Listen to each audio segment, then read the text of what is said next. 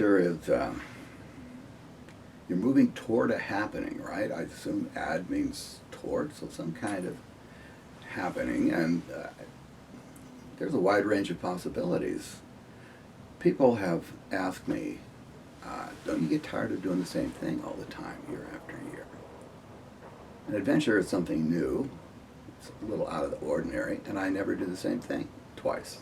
I have a different audience out there, different constituency. I've read stuff since the last time I taught this, and so the classroom is never the same.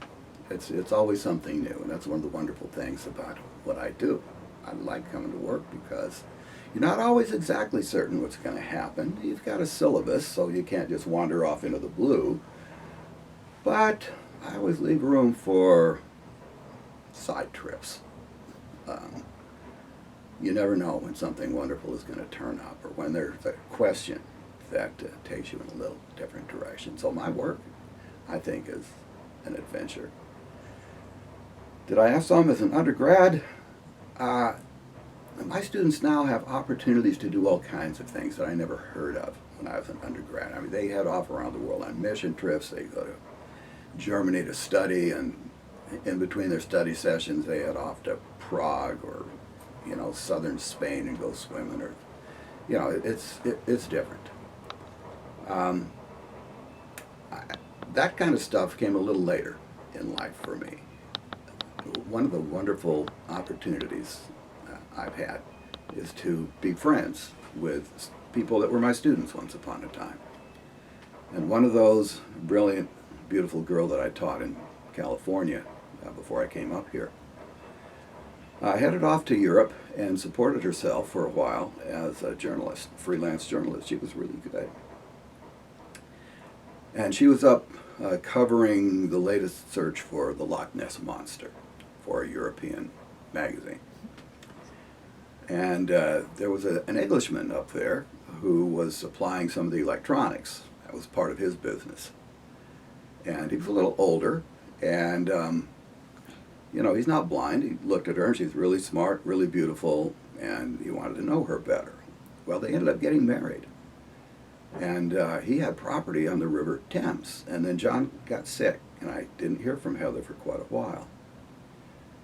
And I got a letter from her, finally, and she said, I know you've been worried about me, and it's been hard. It was hard to take care of John. I took care of him at home while he died. But that was some time ago, and I'm doing fine. I knew you would want to know.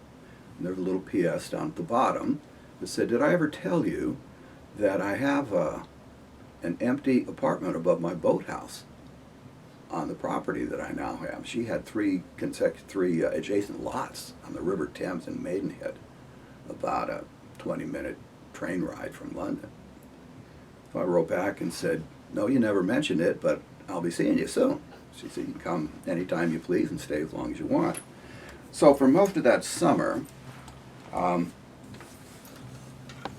lived in this little suite of rooms above her boathouse on the River Thames. Her house was at the other end of a long lawn.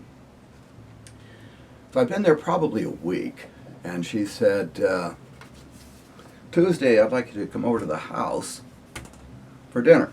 I'll cook dinner for you, and I want you to meet somebody, a friend of mine. Part of that property was a small docking facility for a little marina for boats. In the summertime, the boats go up and down the River Thames constantly. That's a very common vacation over there. So it was a great dinner. It was mussels and I don't know what else, but the company was even better. She introduced me to John Jeffords, a little bit younger than I was, not a whole lot, and was retired. He'd worked for the BBC as a photographer. And if you work for the government over there, at age 55, you're done. They call it being made redundant. That's the bad news, I suppose. The good news is you get such a fat check that you can buy a house with it, and then you have this massive check every month as part of your retirement. So he was loving life. And he had a boat at this marina. And he said, listen, next week the races are on at Henley, the regatta. The rowing is a big sport over there. And I'm going up with my son and his fiance, or my son and his fiance, and there's room if you want to go. Now you can't stay on the boat because it's going to be full. You can just take the train back. I said, great. Yeah, sure, I'd love to go. So we were making our way up the river, and every few miles there's a lock. So you go in at the bottom, and they close the gate, and the water bubbles up, and then they open it, and you go on ahead. And John would have to come out of the pilot house and grab the rope and go fasten it on these posts that you had on the side so your boat won't get battered around while this water's boiling up. So after I saw him do that a couple times, I thought I should help. And the first time it went okay, and so I thought I was getting pretty comfortable with this. We came to the next lock, and I grabbed the rope and hopped off the boat toward the bank, and I hadn't noticed that the rope was wrapped around my ankle. So I didn't quite make it to the bank. In fact, it turned me around, and I bounced my head off the wooden restraints there on the bank, and I'm upside down in the River Thames. I can tell you the water wasn't very cold. It was very green. It's not real clear. And there's a rope wrapped around my ankle. And my first thought was, I hope I didn't fracture my skull. And I thought, no, if I can think about that, I probably didn't. And then I had to figure out how to get myself right side up. And the River Thames is a busy river. There are people coming and going, and there are people at the lock station there watching. This is very awkward. So I got myself upright, got my face back up out of the water, and now I have to figure out how to get back up on the boat because the deck is up here and I'm down here, and I'm not sure how this is going to work. There's this very British lock keeper who had seen the whole thing, and he walked over and looked down at me while I'm trying to figure out what to do, and he said in this very calm British way, "There's stairs right over here," about that tone of voice. So I swam over the stairs, got out, dripping water like a spaniel, got back on board, and poor John is just mortified. His new Yank friend may have busted his head, and I said, "No, John, I'm fine." And his son's fiance is trying really hard not to laugh. I said, "Oh, go ahead. I'm fine. It's funny." So we made it up to Henley, and I've got to walk to the train station now, wet. So I waited until I was merely damp and squished my way back to the train. A little bit banged up. I'd really yanked my leg. And I could tell, I torn a hamstring. I've done that before. So I'm limping along, looking bad and probably not smelling too good either. But the good news about it was that summer I'd been having trouble with an Achilles tendon. It was swollen and inflamed, didn't know what to do about it. And a couple days later, I noticed, hey, my foot's moving better. Now my leg hurts, but that Achilles, well, what do you know? I'd fixed it.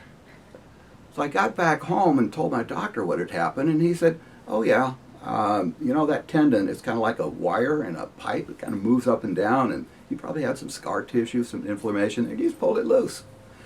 I don't think there was a treatment for it, actually. So if you're having problems with Achilles tendon, I can introduce you to John Jeffords, just outside of London, and if you want to take an upside-down, backwards dive with a rope around your ankle into the River Thames, it might fix it.